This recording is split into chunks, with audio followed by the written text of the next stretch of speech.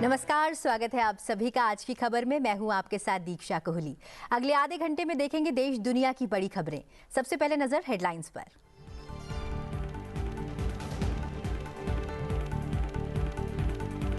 गुजरात के दौरे पर प्रधानमंत्री नरेंद्र मोदी एकता नगर में विभिन्न इंफ्रास्ट्रक्चर और विकास परियोजनाओं का करेंगे उद्घाटन और शिलान्यास। 25 ई बसों को दिखाई हरी झंडी। सरदार वल्लभ भाई पटेल की 150वीं जयंती पर गुजरात के एकता नगर में आयोजित होगी भव्य राष्ट्रीय एकता परेड। पटना से केंद्रीय गृह मंत्री अमित शाह का बयान। समारोह में प्रधानमंत्री होंगे मुख्य अतिथि। बिरसा मुंडा जयंती पर भी आयोजित होंगे विशेष कार्यक्रम। नकली बीज और कीटनाशकों के खिलाफ सख्त कानून लाएगी सरकार। राष्ट्रीय एफपीओ सम्मेलन 2025 में बोले केंद्रीय कृषि मंत्री शिवराज सिंह चौहान।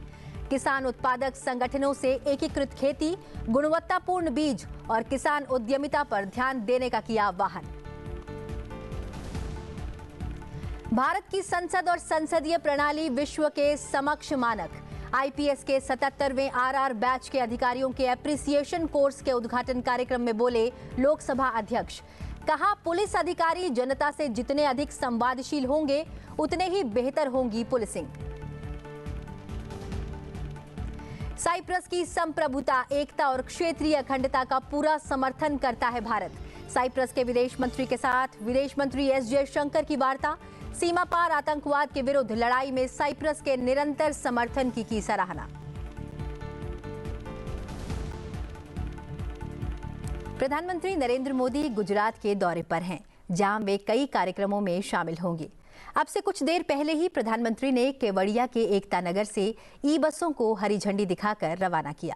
प्रधानमंत्री एकता नगर में विभिन्न इंफ्रास्ट्रक्चर और विकास परियोजनाओं का उद्घाटन और शिलान्यास करेंगे। इन परियोजनाओं का उद्देश्य इस क्षेत्र में पर्यटकों के अनुभव को बेहतर बनाना, सुगम्यता पूर्ण में सुधार लाना और सतत विकास पहलों को बढ़ावा देना है।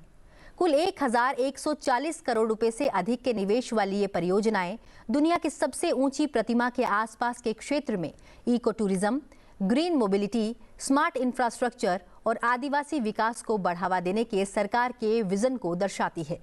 प्रधानमंत्री सरदार पटेल की 150वीं जयंती के उपलक्ष्य में 150 रुपए मूल्य का एक विशेष स्मारक सिक्का और डाक टिकट भी जारी करेंगे। अब खबर देश की एकता के प्रतीक लौह पुरुष सरदार वल्लभ भाई पटेल से जुड़ी हुई है। गृह मंत्री अमित शाह ने बताया कि राष्ट्रीय एकता दिवस के मौके पर कल गुजरात के एकता नगर में एक शानदार एकता परेड होगी। यह परेड एक भारत श्रेष्ठ भारत की भावना के भरोसे को मजबूत करने का काम करेगी। उन्होंने कहा कि प्रधानमंत्री नरेंद्र मोदी इस परेड का उद्घाटन करेंगे। यह परेड हर साल 31 अक्टूबर को एकता नगर में आयोजित की जाती है। पटना में एक प्रेस कॉन्फ्रेंस में गृह मंत्री अमित शाह ने बताया कि यह परेड सरदार वल्लभ भाई पटेल की 150वीं जयंती के मौके पर आयोजित की जा रही है। उन्होंने कहा कि यह परेड दिल्ली की गणतंत्र दिवस परेड की तरह होगी। इस कार्यक्रम में केंद्रीय सुरक्षा बलों, राज्यों की पुलिस और देश के अलग अलग हिस्सों से आए कलाकार हिस्सा लेंगे। सरदार पटेल जी की 150वीं जयंती कल है। वैसे तो हर 31 अक्टूबर को 2014 से प्रधानमंत्री जी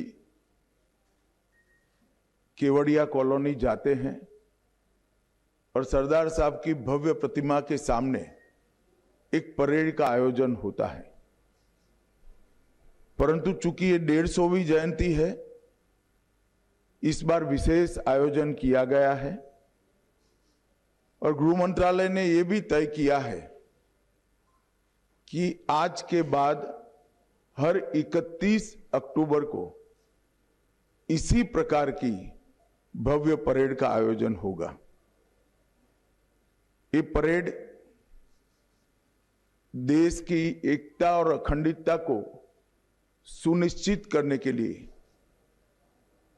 जो सभी सेंट्रल पैरामिलिट्री फोर्सेस हैं और हर राज्य की पुलिस बल है, उनके सम्मान में आयोजित किया जाता है। और वो सरदार पटेल जो देश की एकता और अखंडता की प्रतिमूर्ति है, उनकी प्रतिमा के सामने आयोजित होगा। गृह मंत्री अमित शाह ने कहा कि ये परेड पुलिस बल के साहस और बलिदान को समर्पित होगी। उन्होंने बताया कि इस साल हर राज्य, जिले, स्कूल और यूनिवर्सिटी में बड़े स्तर पर एकता दौड़ का आयोजन किया जाएगा और हर नागरिक को इसमें हिस्सा लेने के लिए प्रोत्साहित किया जाएगा। साथ ही उन्होंने बताया कि भगवान बिरसा मुंडा की जयंती के मौके पर 1 नवंबर से 15 नवंबर तक एकता नगर में भारत पर्व मनाया जाएगा। इस बार रन फॉर यूनिटी को भी बड़े स्तर पर आयोजित करने का निर्णय लिया गया है। देश के सभी राज्य, केंद्र शासित प्रदेश, जिला, पुलिस स्टेशन, सभी स्कूल्स और यूनिवर्सिटी में रन फॉर यूनिटी का आयोजन हुआ है। उसके बाद देश का प्रत्येक नागरिक देश की एकता और अखंडता के लिए शपथ लेने का भी कार्यक्रम आयोजित किया गया है। इस बार विशेष 150वीं जयंती के उपलक्ष्य में एक भारत पर्व का आयोजन एकता नगर में किया है, जो 1 नवंबर से 15 नवंबर भगवान बिरसा मुंडा की जयंती तक चलेगा और 15 नवंबर को जनजाति संस्कृति और उनके सांस्कृतिक कार्यक्रमों की एक भव्य कार्यक्रम के साथ इसका, जिसमें देश भर की जनजातियों के सांस्कृतिक विविधताएं, खाद्य परंपराएं, पोशाक की परंपराएं, शिल्पकला, लोक कला और संगीत का एक अद्भुत समन्वय बनाया जाएगा। यूं तो लौह पुरुष सरदार वल्लभ भाई पटेल के योगदान को किसी एक दिन के भीतर नहीं बांधा जा सकता। देश के लिए उनके योगदान को शब्दों में समेटना बेहद मुश्किल है। कल उनकी 150वीं जयंती है। आज के इस युग में अमर होने के मायने उनकी सोच के साथ आगे बढ़ रहे हैं। 150वीं जयंती एक खास मौका है और इस खास मौके पर प्रधानमंत्री नरेंद्र मोदी भी मौजूद होंगे। कल सुबह जब स्टैच्यू ऑफ यूनिटी पर सूरज की किरणें पड़ेंगी, तब महिला अधिकारी परेड का नेतृत्व करेंगी। आसमान में विमानों की गड़गड़ाहट गूंजेगी और पूरा भारत एकजुट होकर ताकत और एकता का प्रदर्शन करेगा। मुख्य परेड गुजरात के नर्मदा जिले में एकता नगर में होगी। भारतीय वायुसेना की सूर्य किरण टीम का एयर शो होगा। परेड में भाग लेने वाली यूनिट्स में 9 राज्यों से 16 मार्चिंग टुकड़ियां, 1 केंद्र शासित प्रदेश पुलिस होगी, 4 केंद्रीय सशस्त्र पुलिस बल, एनसीसी कैडेट्स भी शामिल होंगे। इस परेड का मुख्य आकर्षण होगा बीएसएफ के डॉग स्क्वाड का प्रदर्शन, असम पुलिस द्वारा मोटरसाइकिल स्टंट प्रदर्शन, बीएसएफ का ऊंट दस्ता और बैंड प्रस्तुतियां।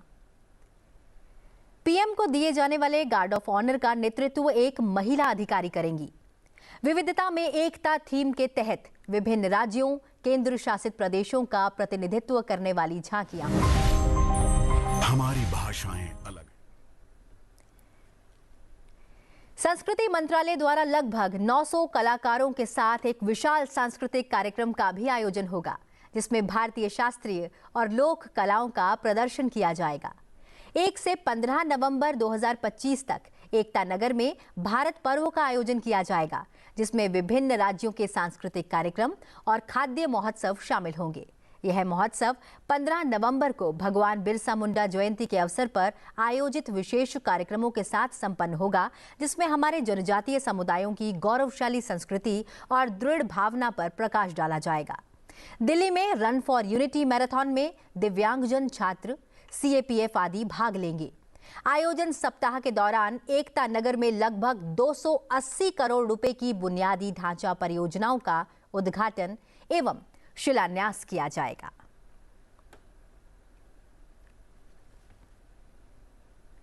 बढ़ते हैं अगली खबर की ओर। केंद्रीय कृषि मंत्री शिवराज सिंह चौहान ने किसान उत्पादक संगठनों से एकीकृत खेती, गुणवत्ता वाले बीज और किसान उद्यमिता पर ध्यान केंद्रित करने का आह्वान किया है। वे दिल्ली में राष्ट्रीय एफपीओ सम्मेलन 2025 के उद्घाटन के मौके पर बोल रहे थे। बता दें कि सम्मेलन में केंद्रीय मंत्री ने प्रगतिशील किसानों से सीधे बातचीत की और उत्कृष्ट एफपीओ, सीबीबीओ और कार्यान्वयन एजेंसियों को सम्मानित किया। सम्मेलन में 24 राज्यों और 140 जिलों के किसान एफपीओ, सीबीबीओ और एजेंसियां सम्मेलन में भाग ले रही हैं। इस मौके पर केंद्रीय कृषि मंत्री ने कहा कि एफपीओ को अर्थव्यवस्था को मजबूत करने, महिलाओं को सशक्त बनाने और स्वदेशी के माध्यम से आत्मनिर्भर गांवों को बढ़ावा देने में मदद करनी चाहिए।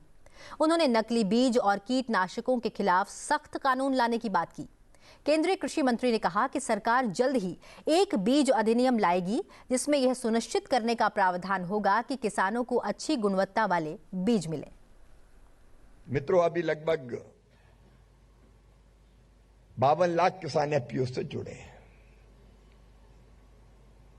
और जो जुड़े हैं वो फायदा महसूस कर रहे हैं। आप बताओ, कर रहे हैं कि नहीं कर रहे हैं? बोलिए ना, कर रहे हैं कि नहीं कर रहे? तो ये केवल 52 लाख क्यों रहे?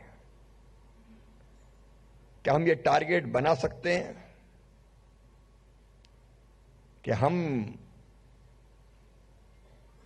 एक आध साल में कोशिश करें और 2 करोड़ किसान को एफपीओ से जोड़ दें?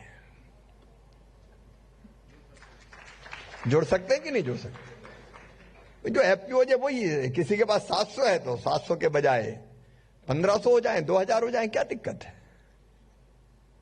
किसान की ताकत भी बढ़ेगी, एफपीओ की ताकत भी बढ़ेगी। भारत साइप्रस की संप्रभुता, एकता और क्षेत्रीय अखंडता का पूरा समर्थन करता है। विदेश मंत्री डॉक्टर एस जयशंकर ने आज दिल्ली में साइप्रस के विदेश मंत्री कॉन्स्टेंटिनोस कॉम्बोस के साथ बैठक में ये बातें कही। उन्होंने सीमा पार आतंकवाद के विरुद्ध लड़ाई में साइप्रस के निरंतर समर्थन की सराहना भी की। विदेश मंत्री डॉक्टर एस जयशंकर ने संयुक्त राष्ट्र सुरक्षा परिषद में भारत की स्थायी सदस्यता और परमाणु आपूर्तिकर्ता समूह में सदस्यता का निरंतर समर्थन करने के लिए भी साइप्रस का धन्यवाद किया। उन्होंने कहा कि साइप्रस अगले वर्ष 1 जनवरी से यूरोपीय संघ परिषद की अध्यक्षता संभालने जा रहा है। विदेश मंत्री ने कहा कि साइप्रस और यूरोपीय संघ के साथ संबंध सुदृढ़ करना भारत की हमेशा से प्राथमिकता रही है। उन्होंने कहा कि भारत और साइप्रस भरोसेमंद मित्र और विश्वसनीय भागीदार हैं।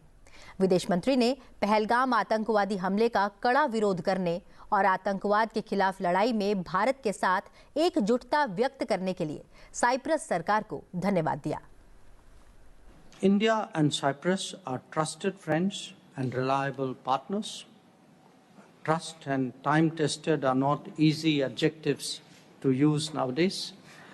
But certainly I think, do that with a great deal of confidence and assurance for this relationship.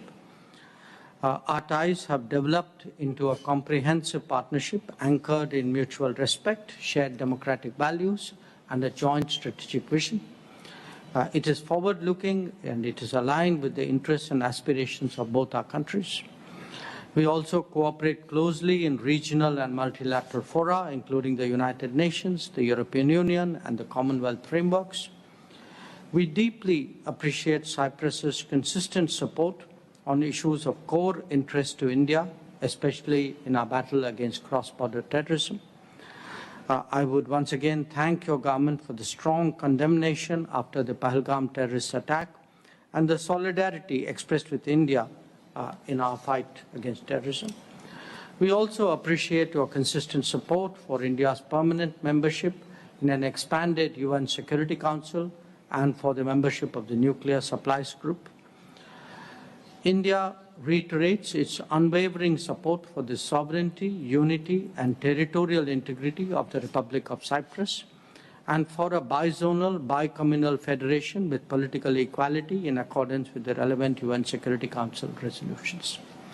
I'm confident that we will have fruitful discussions today and take stock of the progress made in various areas of cooperation as delineated in the Joint Action Plan.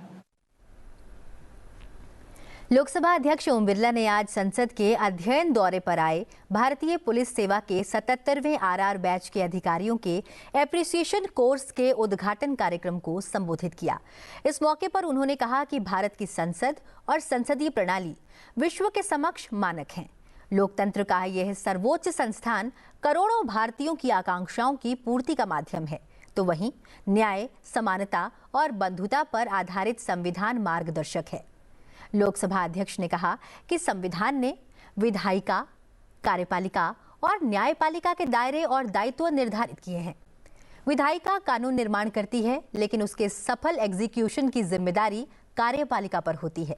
इसलिए नीतियां और कानून कितने भी अच्छे क्यों ना हो, उनका प्रभाव धरातल पर एग्जीक्यूट करवाने वाले अधिकारियों पर निर्भर करता है। पुलिस अधिकारी जनता से जितने अधिक संवादशील होंगे, उतनी ही बेहतर पुलिसिंग होगी। भारतीय पुलिस सेवा का इतिहास, उसकी देशभक्ति, उसकी कर्तव्यपरायणता और उसकी बलिदान की अद्भुत गाथा है। इस 75 वर्ष की आजादी में पुलिस सेवा के अधिकारियों ने अपने अपने जीवन काल के अंदर इस देश के अंदर कानून का राज लाने में योगदान दिया, देश में अपराध रोकने का काम किया और अपराध के साथ साथ लोगों के विश्वास भरोसे को जीतने का काम किया। और इसीलिए आपकी भी बड़ी जिम्मेदारी है। समय के साथ पुलिस की कार्यप्रणाली में परिवर्तन हुआ है और हम सब इस नए भारत के नई तकनीकी युग के अधिकारी हैं। लोकसभा अध्यक्ष ने युवा अधिकारियों से कहा कि राष्ट्र और समाज की सेवा आपका परम ध्येय होना चाहिए। संवेदना और सहानुभूति के साथ आपकी कार्यप्रणाली अंतिम व्यक्ति को संबल दे सकती है। इस दिशा में पुलिस सेवा में महिलाओं की बढ़ती भागीदारी सुखद संकेत है। उन्होंने कहा कि विधायिका कानून का निर्माण करती है, मगर कानून और नीतियों का एग्जीक्यूशन कार्यपालिका की जिम्मेदारी होती है।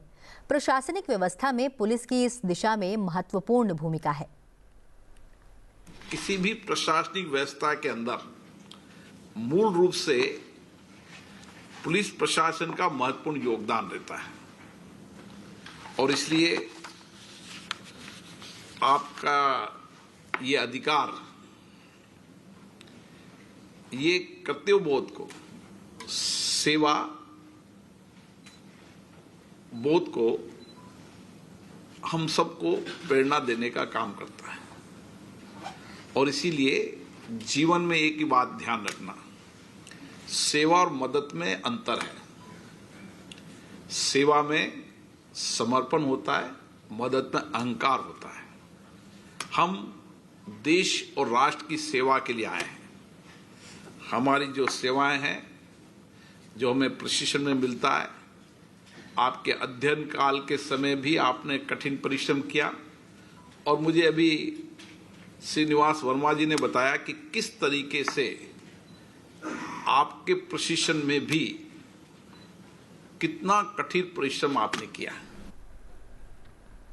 उपराष्ट्रपति सीपी राधाकृष्णन ने आज स्वतंत्रता सेनानी पसुम्पोन मुथुरामलिंगर को उनकी 118वीं जयंती पर पुष्पांजलि अर्पित की।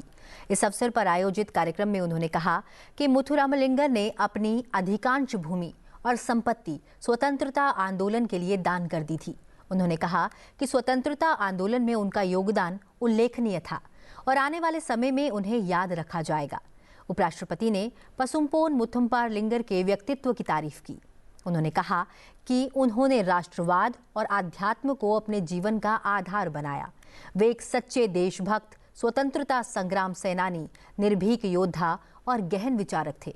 उन्होंने न केवल राजनीति में नैतिकता और सत्यनिष्ठा को अपनाया, बल्कि अपने जीवन में त्याग, सादगी और धार्मिक सद्भाव का उदाहरण प्रस्तुत किया। उपराष्ट्रपति ने कहा कि थेवर एक ऐसे संत पुरुष थे जिन्होंने आध्यात्मिकता को राजनीति के साथ जोड़ा। वे हमेशा सामाजिक एकता और धार्मिक सौहार्द के प्रतीक रहे। तमिलनाडु के मुख्यमंत्री एम.के. स्टालिन ने आज मदुरई में भारत के उपराष्ट्रपति सी.पी. राधाकृष्णन से मुलाकात भी की।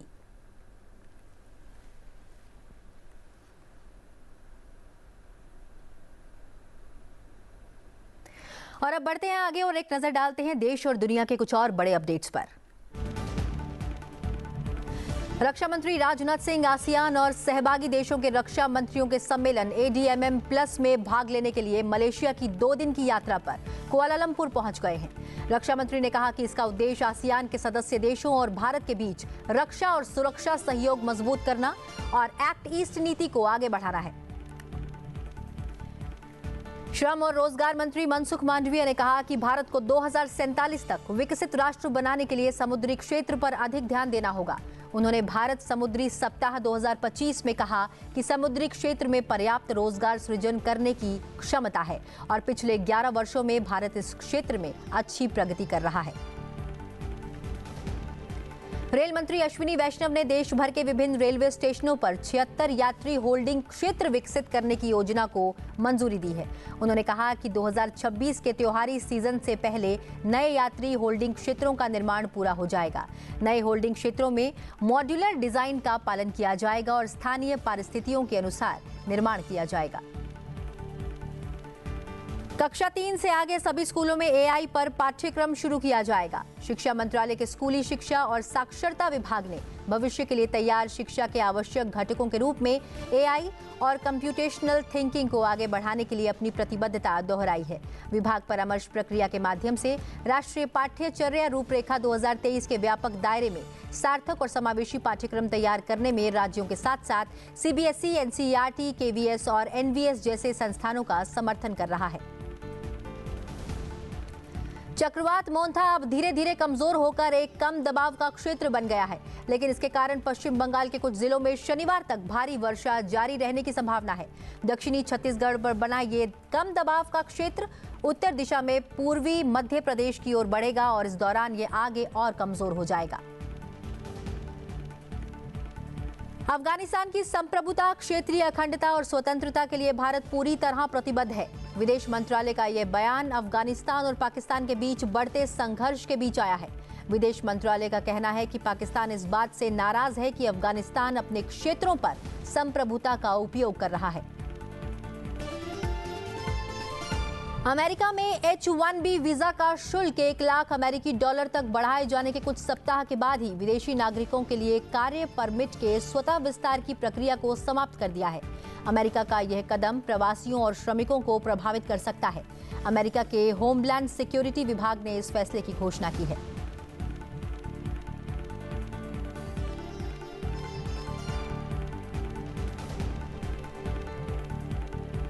भारतीय संसदीय प्रतिनिधि मंडल ने न्यूयॉर्क में संयुक्त राष्ट्र की 80वीं महासभा में हिस्सा लिया। सांसद जी.के. वासन ने संयुक्त राष्ट्र सुरक्षा परिषद की 1540 समिति के खुले सत्र में भारत का प्रतिनिधित्व किया। अपने संबोधन में उन्होंने वैश्विक परमाणु अप्रसार और आतंकवादियों और अराजक तत्वों को सामूहिक विनाश के हथियार हासिल करने से रोकने के प्रति भारत की अटूट प्रतिबद्धता की पुष्टि की है। इससे जुड़े संकल्प प्रस्तुत करने में भारत की सक्रिय भूमिका की बात की। उन्होंने कहा कि भारत के पास संकल्प 1540 और सामरिक व्यापार नियंत्रण के प्रावधानों को लागू करने के लिए एक मजबूत कानूनी और नियामक प्रणाली है। वहीं सांसद डॉक्टर डी पुरंदेश्वरी ने अंतर्राष्ट्रीय परमाणु ऊर्जा अभिकरण की रिपोर्ट पर दिए गए अपने बयान पर परमाणु विज्ञान और प्रौद्योगिकी के सुरक्षित, संरक्षित और शांतिपूर्ण अनुप्रयोगों के लिए मानव और संस्थागत क्षमता निर्माण हेतु देश की सहायता करने में IEAE की आवश्यक भूमिका के लिए भारत के समर्थन को दोहराया है। एक जिम्मेदार परमाणु शक्ति के रूप में ऊर्जा और गैर ऊर्जा दोनों क्षेत्रों में परमाणु प्रौद्योगिकी के शांतिपूर्ण अनुप्रयोगों का विस्तार करने और परमाणु और रेडियोलॉजिकल सामग्रियों की सुरक्षा सुनिश्चित करने के लिए भारत की प्रतिबद्धता दोहराई है। अमेरिका के राष्ट्रपति डोनाल्ड ट्रंप ने चीन के राष्ट्रपति शी जिनपिंग के साथ हुए आमने सामने की मुलाकात को बेहद सफल बताया है। अमेरिका के राष्ट्रपति ने कहा है कि वह चीन पर लगाए गए शुल्क में कटौती करेंगे, जबकि बीजिंग ने दुर्लभ धातुओं के निर्यात की अनुमति देने और अमेरिका से सोयाबीन खरीदने पर सहमति जताई है। अमेरिका इस वर्ष की शुरुआत में चीन पर लगाए गए 20% के दंडात्मक शुल्क में कटौती कर इसे 10% करेगा। यह शुल्क फेंटानिल बनाने में उपयोग होने वाले रसायनों की बिक्री को लेकर लगाए गए थे। इसके साथ ही चीन पर कुल संयुक्त शुल्क दर 57% से घटकर 47% रह जाएगी। डोनाल्ड ट्रंप ने कहा कि वह जल्द ही चीन के साथ एक व्यापार समझौते पर हस्ताक्षर कर सकते हैं। और अब बढ़ते हैं आगे और देखते हैं देश के अलग अलग राज्यों से जुड़ी हुई खबरें। जम्मू कश्मीर विधानसभा की कार्यवाही विपक्षी भारतीय जनता पार्टी के विधायकों के विरोध प्रदर्शन के कारण बाधित रही।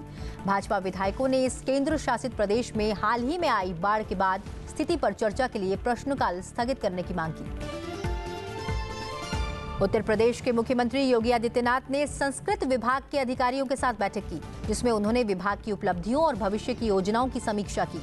उन्होंने भी अधिकारियों को अपने कर्तव्यों का पालन करने के लिए प्रोत्साहित किया। जम्मू कश्मीर में नागर विमानन मंत्रालय और भारतीय विमानपत्तन प्राधिकरण की एक उच्च स्तरीय टीम ने उड़ान योजना के तहत किश्तवाड़ हवाई अड्डे के विस्तार के प्रस्ताव की समीक्षा की। 5 सदस्यीय टीम के क्षेत्र का जमीनी स्तर पर आकलन और प्रस्तावित स्थल का दौरा किया।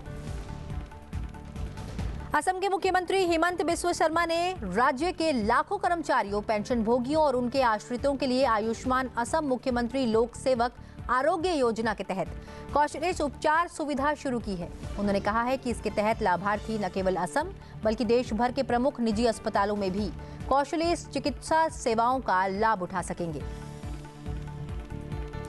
राष्ट्रीय राजधानी दिल्ली प्रदूषण के कारण धुंध और कोहरे की चादर में लिपटी रही। पिछले कुछ दिन से शहर में खराब श्रेणी में बनी हुई वायु गुणवत्ता और नीचे गिरकर बेहद खराब श्रेणी में पहुंच गई है। केंद्रीय प्रदूषण नियंत्रण बोर्ड के अनुसार अक्षरधाम और आसपास के इलाकों में वायु गुणवत्ता सूचकांक 409 दर्ज किया गया, जो गंभीर श्रेणी में है। और फिलहाल आज की खबर में इतना ही। आप देखते रहिए सनसेट टीवी। चलते चलते आपको छोड़ जाते हैं प्रवासी पक्षियों की तस्वीरों के साथ, जो सर्दियों की आहट के साथ देश के विभिन्न हिस्सों में पहुंचने लगे हैं। फिलहाल मुझे दीजिए इजाजत। बने रहिए सनसेट टीवी के साथ। नमस्कार।